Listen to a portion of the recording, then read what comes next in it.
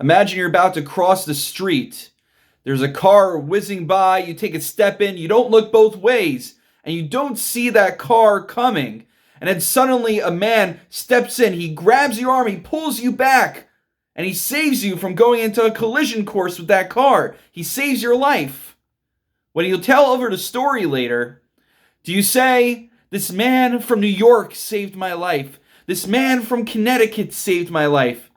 We don't identify the person from where he's from. That's not really a pertinent detail about the person who may have saved our life. Yet in our Parsha, the daughters of Yisro, after Moshe intervenes and saves them from the shepherds, they say to their father, Ish Mitzri Hatzilenu Miyad Haroim. This Egyptian man saved us from the shepherds. Why does it matter that Moshe was from Egypt? That's not really pertinent to the story. So why did they feel the need? And why did the Torah decide that there was a need to specify that detail about where Moshe was coming from? So Rav Moshe Sternbach cites a fascinating medrash found in the Medrash Rabbah and Tanchuma. It goes as follows. Ilule ish Mitzri shaharg Moshe lo haya nichnas lemidyan.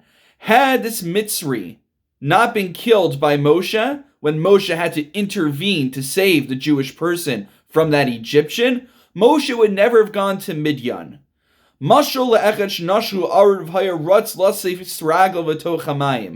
Let's say someone's bit by an animal, so quickly he needs to sterilize himself. He puts his foot in the water to clean himself off.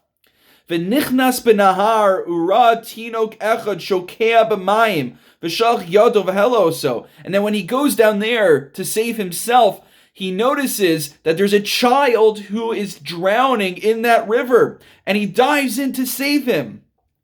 Amar le hatinok luli ataha yisi mace. If it weren't for you being there, I would be dead.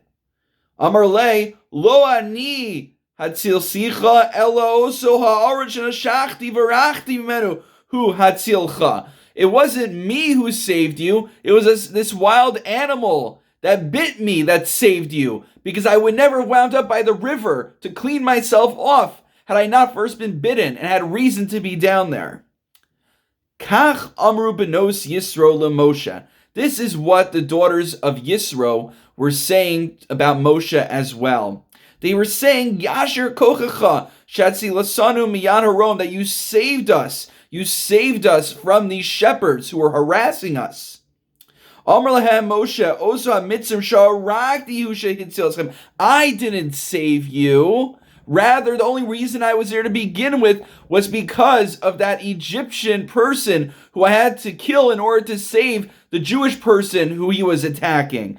Lekach amru lavyin ish mitzri. And that's why when they're retelling the story to their father Yisro later on, they refer to they say ish mitzri. They call Moshe an Egyptian man. But they're not really referring to Moses, not referring to Moshe when they say they were saved by an Egyptian man.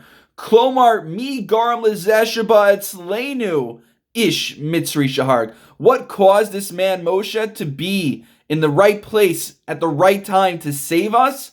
It was the Egyptian man who caused Moshe to be sentenced to capital punishment, that caused Moshe to flee from Egypt, that caused Moshe to be there at the right time to save the daughters of Yisro. That's how they became saved.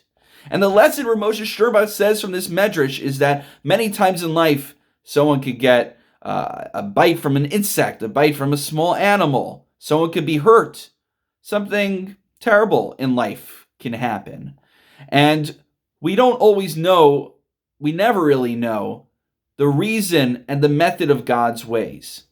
But oftentimes, through difficult situations, we find ourselves in particular circumstances which enable us to help other people, either by virtue of being through the same difficulty, being through the same circumstances, or we might wind up in a new place we would never have explored had we not gone through a certain difficulty in life.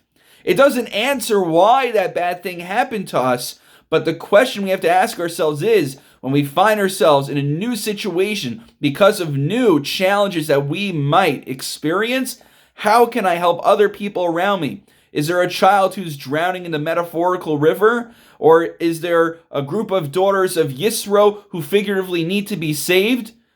That's the question we need to ask ourselves. Not just to help ourselves when we go through a difficult situation. Self-care is important, but in asking ourselves, what's the next step? How can I take my challenge, my experience, and help everyone else who is around me as well? Good Shabbos.